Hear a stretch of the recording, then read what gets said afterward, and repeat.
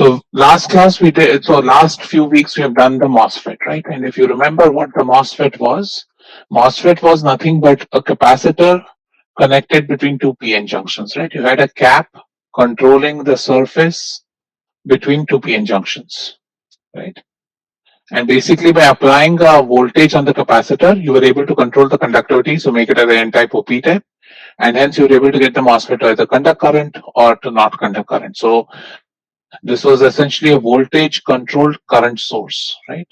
A MOSFET is generally a voltage controlled current source, and the voltage on the gate controls the current that is flowing between the drain and source, right? So that's why the symbol of the MOSFET looks something like this. So the current between the drain and source is controlled by the voltage you've applied on the gate. Right? So today we're going to go back and to look at an older, so this is an older technology. This was the transistor technology used before MOSFETs. Even today it's used in certain niche applications. So if you look at RF and high frequency applications, they generally go for BJT and its variants. So the BJT again stands for the bipolar junction transistor. Again, this is again based off PN junctions. So we'll see that it's basically based off a PN junction. This was the device which won the Nobel Prize in 1947. Shockley won it. Shockley, Brattain, and Bardeen won it for demonstrating transistor action on a piece of germanium. Obviously, we have come long since then, so the transistors now are much more complicated, much more mature. We understand the device much better. We know how to optimize it. So we'll look at some of these properties in the next few lectures of the class. Okay. So now let's recall. So because the bipolar junction transistor starts with a junction, let's recall the PN junction. Let's recall the PN junction when the junction is in reverse bias.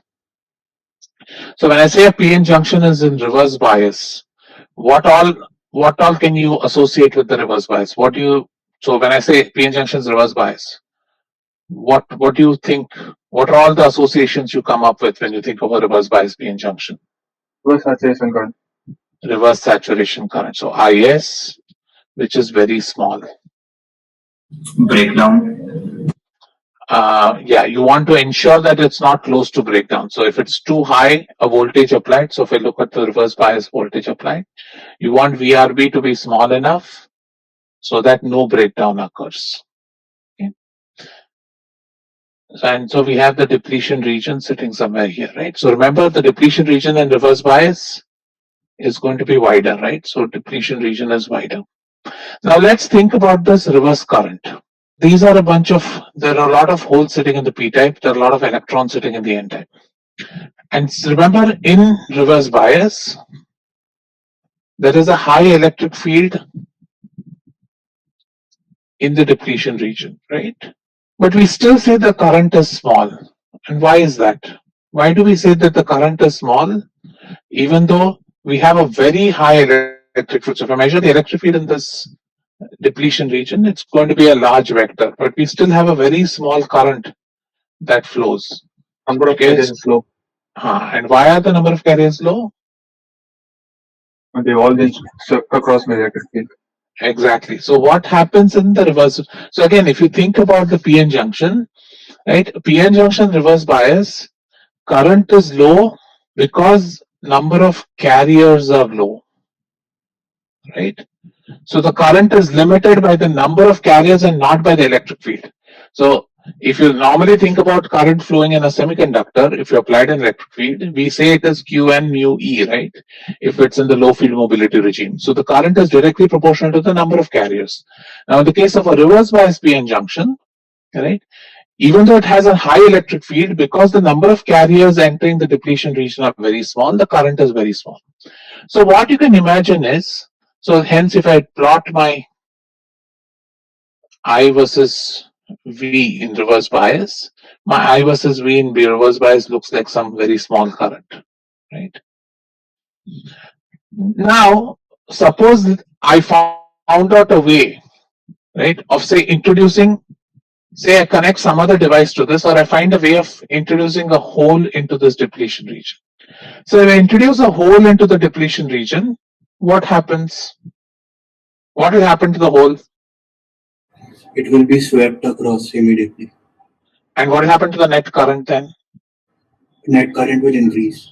Right. So if you now think about, if I'm able to connect a hole injector, let's have a thought experiment where I have this another device which is just pumping holes into this transistor, into this PN junction.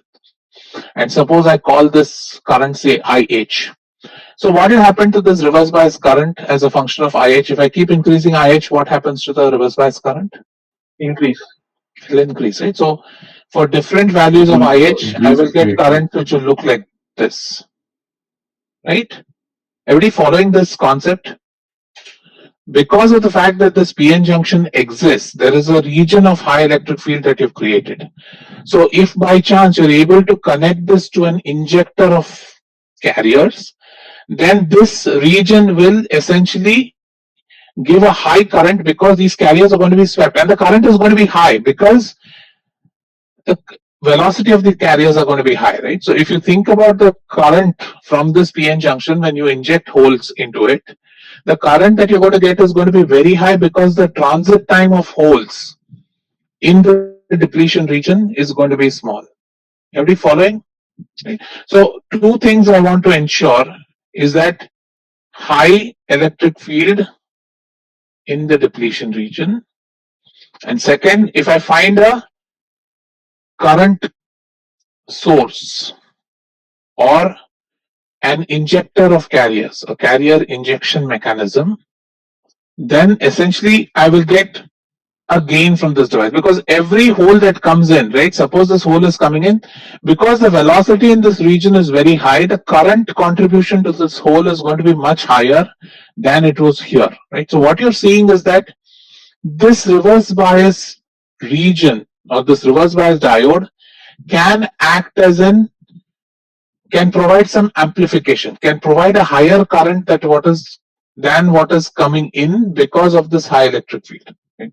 So, and that is the basis of the bipolar junction transistor, is that you have a wide depletion region and you now figure out if you're able to inject certain carriers into that, then based on the bias conditions, you can get a lot of current from this device. So if I ask you about, when I say carrier injection, you've also looked at this term before. What is a good device if I want to do a carrier inject? Suppose I want to inject holes into a piece of semiconductor. What is the electronic device you know which can do that? Suppose I want to electrically inject holes into an N-type semiconductor. How do I do that? What is the electronic device you've worked before in this class which can give you injection of holes? So the metal junction. No, why metal junction? Suppose I take a forward bias PN junction diode. Suppose I take a forward bias P plus N junction. What happens? What happens in the N region of the forward bias P plus N junction? So consider a forward biased P plus. What does this forward bias doing to the P plus N junction? What happens in the N region when this diode is forward biased? Can I say there's an injection of holes into the N region? Right? Once again, photodiode. No. If I just take a forward bias diode can act as a injector of holes. Everybody agreeing with me? If I take a forward bias PN junction, P plus N junction, right? This is P plus, and this is a forward bias junction, so depletion region is going to be small. Then I can say that when I forward bias this junction, right? Then this P plus is going to inject a lot of holes into the N region, right? Based on diode effect. So what I'm going to essentially do is, let's think of this device. So I'll combine the two devices. I will use, right? So there are three regions, right? I will ensure that this junction, so let's call this junction 2, let's call this junction 1. I will ensure that junction 2 is reverse biased, and I will ensure that junction 1 is forward biased. So now let's assume that junction 2 is reverse bias, and let's assume that the total depletion region is this entire length or width of W, right? So now what's happening is that, let's call this, so this is basically the BJT. This is known as the emitter node. This is known as the base node. This is emitter, and this is your collector. Right? And so what is happening here? You ensure that the collector based junction is reverse biased, right? Which means that there is a high electric field region set up in this part of the device, right? So there is a large electric field, reverse electric field set up in this region of the device. And I set up the bias condition that my emitter based junction is forward biased. So this emitter based junction being forward biased injects holes into this region, right? So normally if this P plus, if this P region was not there, then whatever holes were injected into the P plus would have come out as the current in the base. Now because NP is a reverse bias junction, whatever holes are injected into this quickly transit, because there is a large electric field present in the NP region, these holes quickly transit across the base and are collected by the collector, right? And so what you see is that now this is called as a PNP BJT, right? Again, the convention is emitter base collector. So when I say PNP, emitter is P type, base is N type, collector is P type. So what you see here is that if you ensure that your J2 is always reverse bias and J1 is always forward bias, most of the current, suppose I call some IE current. So remember, this current is mostly a whole current, right? So the whole current is going to flow through the base and it's going to be collected by the collector. So again, let's call currents IE, IC, and IB. So what happens is, because you have this large depletion region in this NP region, right? Because you have reverse biased this junction, whatever IE flows into this region, most of it is going to transmit out into IC. So what tends to happen generally is that your IE is approximately equal to IC, and your IB is given by IE minus IC.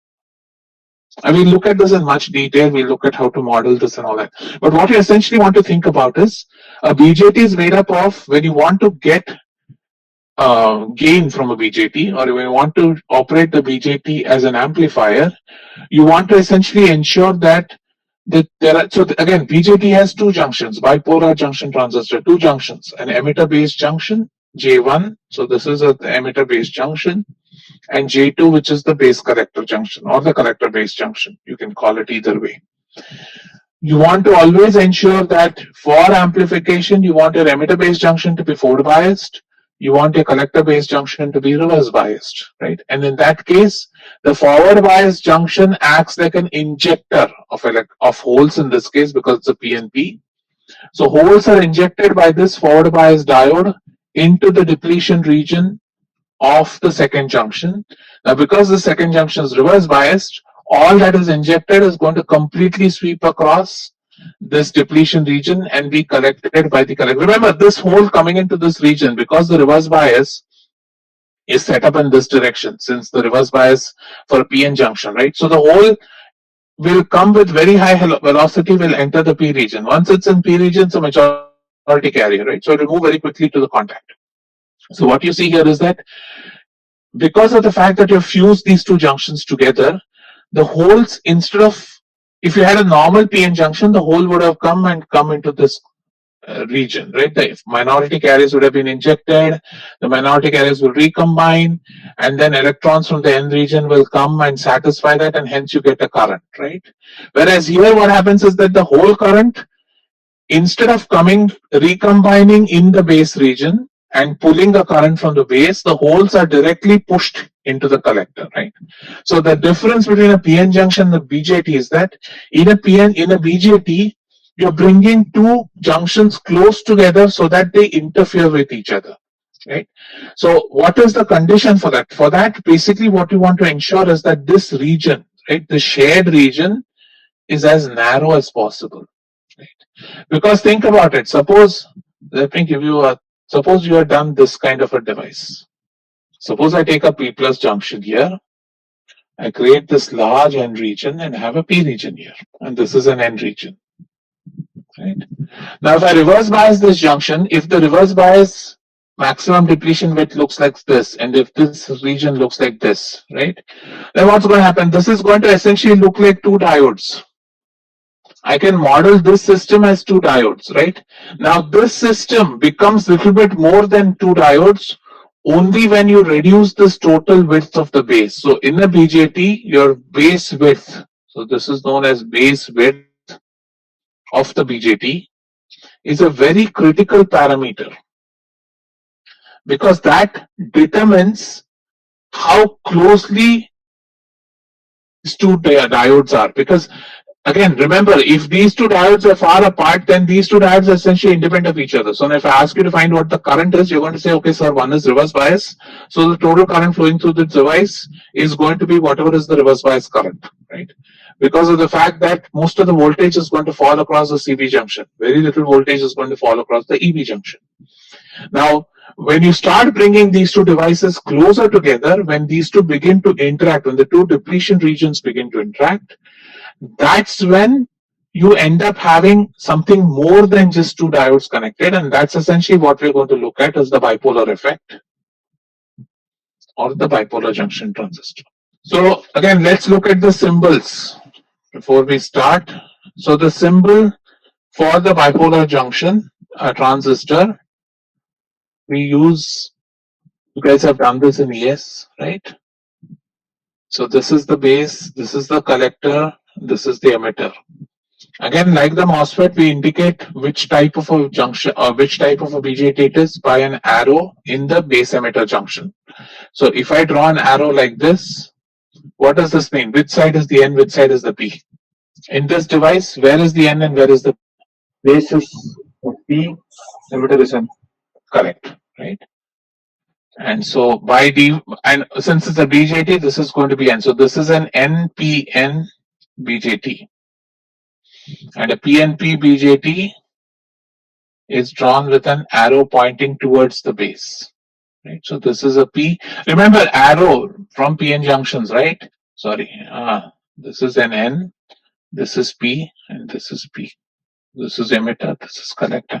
So always remember the arrow points from the P to the N region, right? Similar in the MOSFET, when we had the NMOS, the arrow pointed towards the source because the source was an N-type region. So similarly in the BJT, the arrow points towards the N. So and it's always on the BE part of the transistor. So this indicates that the base is P-type, the junction, the emitter is N-type. In this case, the base is N-type, the emitter is P-type.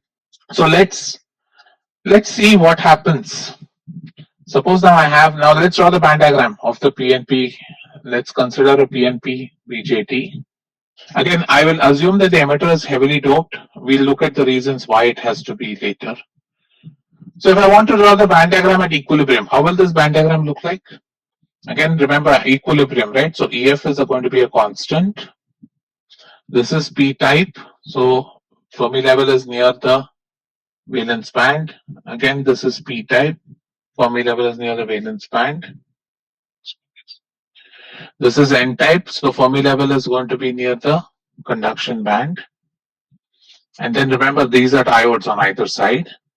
So again, this is your emitter, this is your base, this is your collector. It's P, N, P, right? EC, EV, and EF, right? So again, you see here that for a hole, right? The hole can go through from the emitter into the base, but then it has a high barrier to come out of the collector, right? So anytime in such a condition, you see that the current flowing through the device at equilibrium is going to be zero because of the fact that there is no reason for the hole to have a continuous path to the conduction band. Now let's look at a case where the emitter base junction is forward biased and the collector base junction is reverse biased. So if this junction is forward biased, what can you say about what will happen to these two bands in the base and the emitter and the base? So they come closer. And what happens to the other side? So depends on the bias. Forward bias and CB is reverse bias, right? So they'll go further apart. Right. So what you'll see is that the band diagram will look like this. So in active region of operation, this is going to be your EC, this is going to be your EV, this is your emitter, this is your base, this is your collector, right? And so what you're essentially seeing is that holes are injected from the emitter into the base, right? Normally, now the problem is they see this, sorry, holes are here, right? So holes are injected from emitter into the base, and then they see this huge reverse bias, right? So as long as the holes don't recombine in the base, remember, holes are minority carriers in the base, right? Your base is n-type. So when holes enter the base, the normal reaction would be that holes will recombine. That's what we did in the p-n junction, right? But if I make my base region very narrow, then I don't take how do I quantify the recombination length? What is the meaning of NP? Keep it lesser than recombination. Right. So, or on the same order. Let's not say lesser always. Sometimes the same order. So, what you see is that if the base is of the same order of the diffusion length of the hole, then the hole survives being in the base for some time. And then as the hole moves towards this large depletion region, it sees this very high electric field, so it quickly diffuses through and eventually goes to the collector where it's collected out, right? So that is exactly what I showed you in the previous case, is that a hole, because of forward bias, you provide the holes reduced barrier to get into the base. As long as the base is narrow enough, the hole will stay, will not recombine, or the probability of recombining of the hole is reduced. And so once the hole now sees the large, wide depletion region of the reverse bias junction, then it quickly drifts through and eventually gets to the valence band of the collector, and that's what causes the current. Right? And so if you start looking at the regions of operation of the BJT, again we have two junctions, right? So let's talk about VEB. This is for a PNP. So for a PNP transistor, let's talk about VEB and VCB. Right? So if I've picked these conditions such that when VEB is positive, again remember this is emitter base collector, right? So when VEB is positive means that the emitter base junction is forward biased. When VCB is positive means the collector base junction is forward biased. So for ideal operation of the device, you want to be in the second quadrant. So this is known as the active region of operation, in which the emitter base junction is forward biased and the collector base junction is reverse biased. You can also adjust the transistor in such a way that both the junctions are reverse biased. When both the junctions are reverse biased, again, so this is, you say EB forward biased, CB reverse biased. We call the transistor if in cutoff when both the junctions are reverse biased. So when both the emitter base and the collector base junctions are reverse biased, we say that the transistor is in cutoff. We call the transistor in saturation when both the junctions are forward biased. And we can also get the transistor to work when the collector base junction is forward biased but the emitter base junction is reverse biased. In that, the roles of the emitter and collector get changed. So this is known as an inverted mode of operation. Right? So in this mode, by convention, we normally call the emitter base junction forward bias and the collector base junction reverse bias, right? So if I now make the collector base junction forward bias and this reverse bias, I call this as the inverted mode of operation. So it is like the active. So here collector base is forward biased and emitter base is reverse biased. What we'll see later is that the way we'll optimize the device, we'll optimize it to get high gain in this region. And when we do that optimization, we'll see that the gain in this region is going to be limited. So generally, when we want gain, when we want amplification, when we want the device to work as an amplifier, we want it to be in the active region of operation, right? When you want to switch it, you want it to switch from cutoff to saturation, saturation to cutoff. So if I want to use this as a digital device, I will flip between these two regions. This region is the most important region of operation because this is where I get maximum gain. So we'll spend a lot of time understanding and modeling this region. How do you model the IV characteristics of the transistor in this region? Whatever comes in active can be applied to inverted because it's just a change in the which is called as an emitter and which is called as a collector. Okay. So now let's look a little bit closer at the BJT and let's try and think about what kind of currents are existing in this BJT. So there is a P plus emitter, there is an N base and a P collector, right? So this is your emitter junction, base junction, collector junction. So now let's assume that, remember P plus N, this is the forward bias junction and this is the reverse bias junction. So let's look at the BJT in the active mode of operation.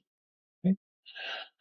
So if this junction is forward bias means a current IE is flowing into the emitter, right? Because this junction is forward biased. Now when a current IE is flowing into the emitter, now what can you say about this junction? When it's a P plus N junction, what can you say about the hole and electron currents at the junction? Which one is larger? Suppose I talk about two currents, right? Remember there is an IE hole and an IE electron, right? Because it's a forward bias junction. So if it's a P plus N junction, which current is going to be larger? Is it going to be IEP or IEN? IEP. IEP, right? Because it's a forward bias. This is your P plus. Now, what we are now saying is that this IEP, most of this IEP, so what happens here? So in the N region, so when IEN, so let's think about this diode. What's happening here? Holes are being injected from P plus into N and electrons are injected from N to P, right? So even though IEN is shown this way, the electrons are moving in this direction, right? So if I think about the current IB, right? The current, sorry, it flows in the other direction. So the current IB is IEN contributes to this IB current, right? Because this IEN is essentially electrons being injected into the p-type region of the emitter, right? And these electrons are being injected by this N region. So if I think about a normal PN junction, this would contribute to the current coming out of the N region. Now these holes which are injected into the base, we want all of them to go through the collector. So if you think about ICP and ICN, right? Your ICP is going to be mostly IEP, right? Because what we want to do is if you keep narrow base, right? If the base width is less, then most of IEP flows through the collector base junction. So if I look at the whole current at the collector base junction, most of it is controlled by the total whole current that's coming from the emitter base junction, right? Now what is this current? If I were to calculate what the electron current at the collector base junction is, what would that be? So the reverse saturation current. Very good. So ICN is going to be the reverse saturation current of the CB junction, right? Remember, that current is always flowing. Now, because of the fact that you have this additional holes coming in because of the injection of the emitter base junction, the total current in this junction goes up, right? So what you see here, therefore, is if I now look at this qualitatively, I would expect IC should be close to IE, right? That is the whole component of the emitter current. And my IB should be IEN plus ICN, right? So most of the time should these two, plus there might be a possibility that some of the holes as they're traveling, remember this is an n-type region, right? So as the hole moves, diffuses from this part to this part of the base, it is possible that some of the holes might get recombined, right? So we might have a current related to recombination of holes. So qualitatively, if you think about it, right, you want your IC is mostly equal to IEP. And why do I say this? Because I've created a P plus N junction, so I know that most of the emitter current is a hole current. So by essentially making this a P plus N junction, I ensure that my IE, suppose I do IEP by IE, my IEP by IP is very close to 1, right? So that what I want to ensure is most of the current flowing through this is holes, right? Because I want it to be a hole injector. Whatever electron current is flowing through is a unwanted current that I have. Now the electron current flows because it's a PN junction, so I cannot have a PN junction with a purely hole current. But I can ensure that the whole component of the current is as high as possible. That's why we use a PN junction here. Okay. So what you see generally here is therefore normally when you look at a textbook, you'll see that IC is almost equal to IE, they'll say, and then IB is given by the difference in the two currents. What happens, and therefore now if I think about the difference between the BJT and the MOSFET, right? So the base can be thought of like the gate of the MOSFET. So the difference between the MOSFET and the BJT is that IB controls IC and IE, right? That is, if I want to control the collector current, I want to ensure that most of the current flowing through the emitter is coming out of the collector. I need to ensure that my IB is very small, right? So if my IB starts to increase, basically my collector current will start to drop compared to my emitter current, right? So what we see in the BJT is that it's not a voltage control device, rather it's a current control device. So the BJT generally is thought of as a current controlled current source. So the IB controls IE and IC, right? And so a BJT differs from the MOSFET in the sense that the MOSFET, one of the gate input of the MOSFET is essentially an open circuit. Whereas if you think about modeling the base of the BJT, the base of the BJT, you'll have to consider the current. Because we assume IG equal to 0, so we don't have to worry about the current flowing through that node.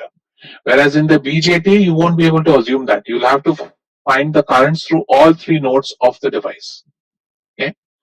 So generally, if you think about advantages, right? Suppose you have to make a call whether should I use a MOSFET or a BJT. So what are the advantages? So one of the primary advantages of the BJT is that the threshold voltage, we talk a little bit about the threshold voltage of the BJT. The threshold voltage of the device, it's a diode, right? So it's dependent only on the band gap of the semiconductor, right? So you can look at it as a positive or a negative. The positive is that because the threshold voltage is dependent only on the band gap, it means that the threshold voltage does not change as to how you manufacture it, does not change device to device and etc. So the control of threshold voltage is better. But it also means that you can't really change the threshold voltage if you intend to change the threshold voltage. The second very, very important advantage of the BJT is that it is a very high transconductance device.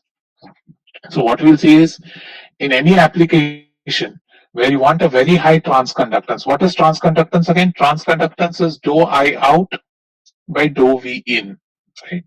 That is how much of the input voltage impacts the output current. So what we see is that the BJT is a very high transconductance here. So anytime you want to develop large gain transistors, large gain circuits, people tend to use BJTs. Of late, again, what we have seen is the MOSFETs today are as good as the BJT. So that argument has started to fade away. But if you talk to some old timers, they'll continue to say that the BJT, has a high transconductance.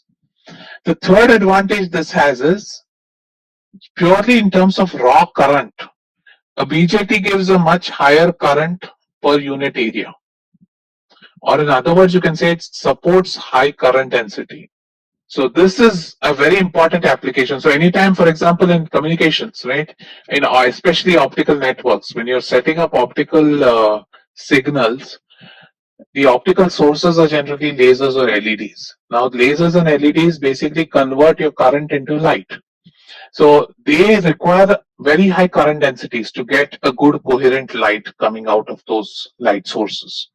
And so generally in those cases, you have to supply a very high current density to the LED, and a BJT is very easy to supply that. So we see that the BJT is used a lot when you want to drive lasers or LEDs. And finally, one other advantage of the BJT is that you can use 3,5 semiconductors. So one of the problems with 3,5 semiconductors is 3,5 semiconductors don't have silicon dioxide. So 3,5 semiconductors tend to have volatile oxides. So making a MOSFET in 3,5 semiconductors is generally difficult. Now 3,5 semiconductors are generally semiconductors which have much higher mobilities than MOSFETs. They have larger band gaps. So they tend to be reliable devices. So you'll see that anytime, plus they are direct band gap semiconductors. So if you want to integrate them if you want to integrate an electron device with an LED or a laser, it's easier to integrate a 3,5 device as opposed to a silicon device. So advantage, or rather, silicon doesn't provide any unique advantage, I can say. So a BJT works the same if you work it if you make it in silicon or if you make it in a 3,5 semiconductor, because there's no unique advantage that silicon has in a BJT as compared to a 3,5. So generally what you see is when you have to work with 3,5 semiconductors, they will use BJTs. So BJTs are very prevalent when you deal in the 3,5 world, right? The drawbacks of the BJT, however, there are quite a few drawbacks. So especially low power. So anytime, and that's the reason why most of you don't study BJTs in your circuit design classes, is it is a high power device. So low power design is not supported. So if you want to do any handheld device, you would be smart not to choose a BJT, because BJT is going to consume a lot of power and basically reduce your lifetime or product time of the device, right? And the other thing generally tends to be is that if you look at the BJT, it is a minority carrier device. So it has charge storage, etc., which you need to worry about. And the third thing, which I won't be able to cover in class, is that process complexity is much higher. So it's simpler to make the MOSFET. So what happens is, if the BJT, fabrication of the BJT tends to be more complicated, tends to be more expensive than a MOSFET.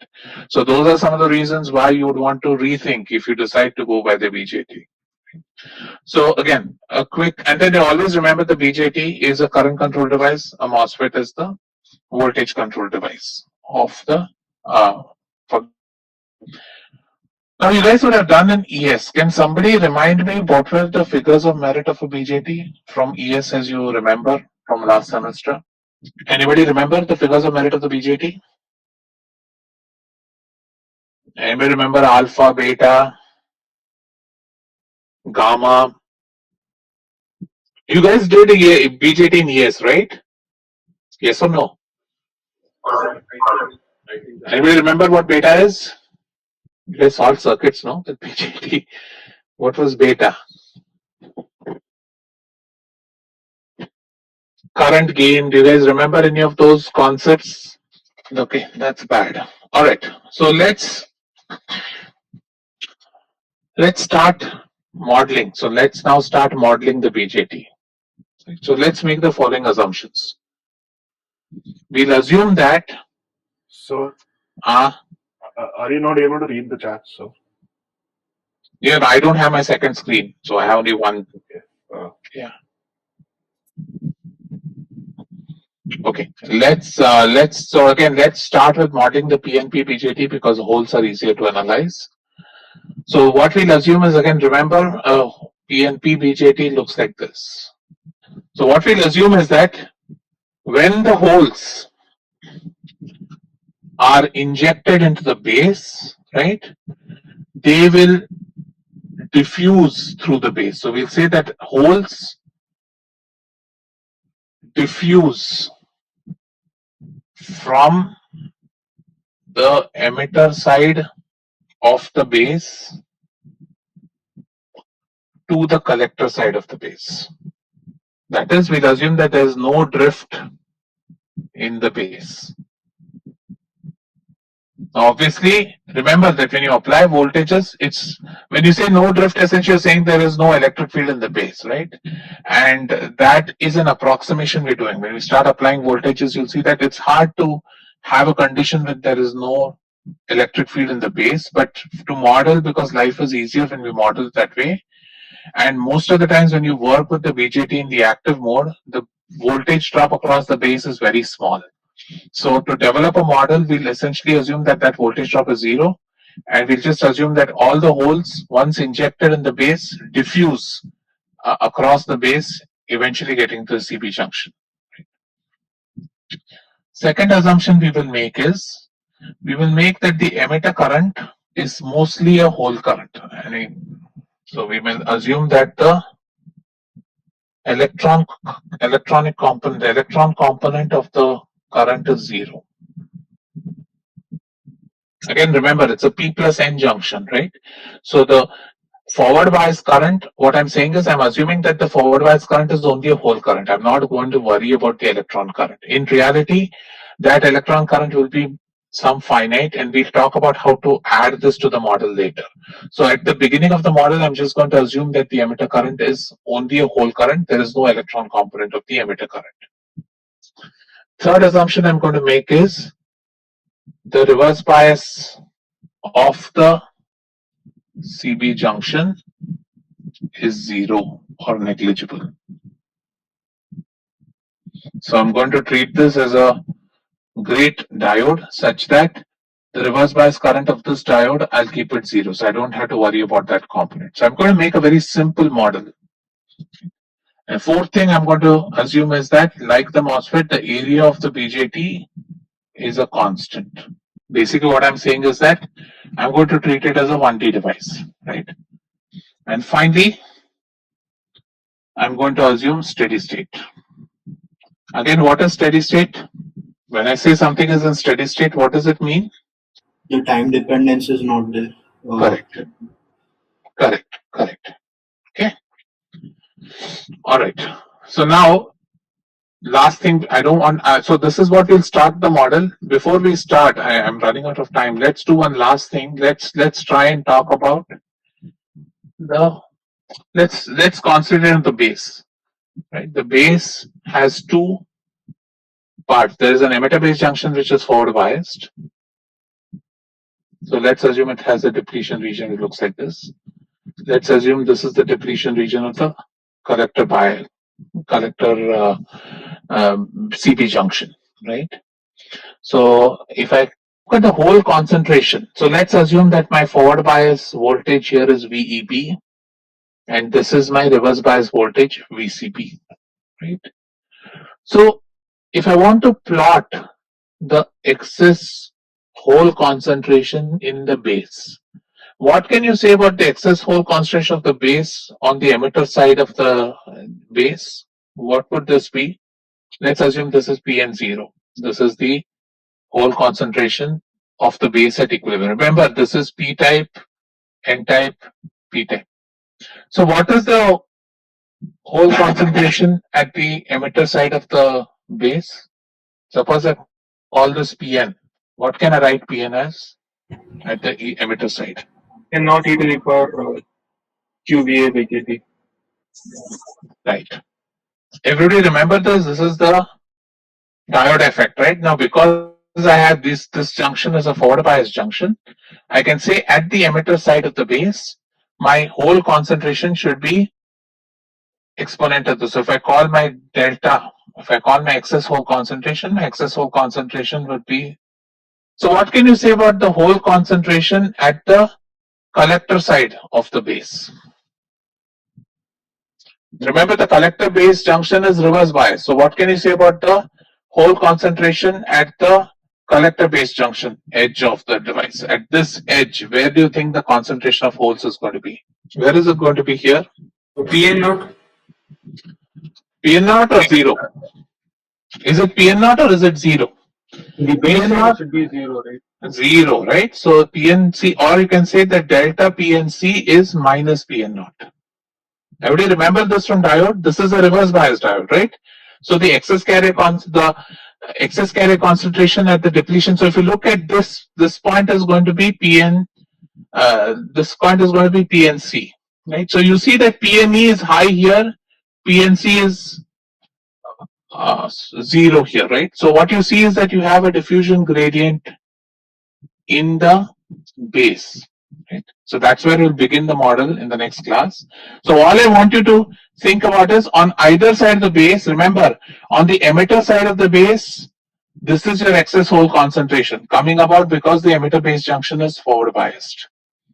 And on the collector side of the base, this is your concentration coming about because the collector base junction is reverse biased. So if you see within the base now, when in the active region, there is a concentration gradient that is being set up in the base because of the fact that one side is forward bias, one side is reverse bias. So we'll start here and then discuss how to extract all the current from current voltage relationships. Okay. All right. So I'll stop here. I'll take any questions you guys might have. So Why did we make an assumption that there won't be any drift in the base? How will the drift affect the total current? The drift, no, when I do the analysis, you'll see I'll use diffusion here, right? So when you do diffusion, in the continuity equation, I will remove the drift term. So I'll say the current is purely limited by diffusion in the base. So it'll make our life easier when we model it. Okay, sir. Sir, a few slides back, you showed a diagram of, not a diagram, a graph of, I think it was on page 4. Yes, sir. Is this graph for PNP, or this is also the graph for NPN? So if you think about NPN, then if I say VEB, right? Think about this. Suppose it's NPN, right? Then if I say NPN, that is the emitter is N and the base is P. So if I want this to be forward biased, what should VEB be? VEB should be negative in that case, right? Yes, sir. So because I've assumed VEB is positive, when VB is positive, I'm assuming the emitter base junction is forward biased. This is for a PNP junction. For an NPN junction, these things will flip, right? For an NPN junction, you want your, suppose, so either I can make this as BE and BC, then it works the same. So I can draw the same graph, only thing replace VEB with BBE, replace VCB with BBC, right? Then this remains the same. Okay, thank you, sir. Yeah.